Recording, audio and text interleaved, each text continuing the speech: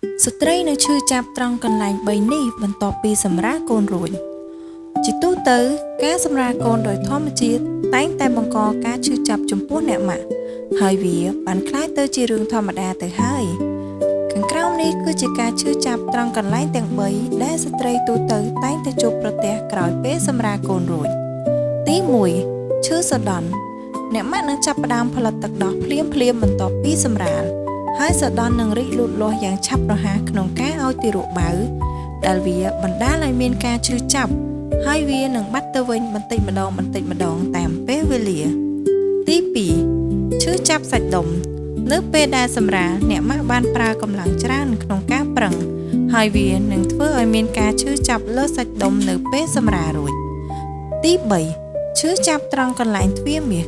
ជាទូទៅក្រោយពេលសម្រាលរួចអ្នកម៉ាក់នឹងមានការឈឺចាប់ត្រង់កន្លែងទ្វារមាសខ្លាំងដោយសារតែទទួលរងសម្ពាធពីការសម្រាលកូនដែលបណ្ដាលឲ្យរីកធំ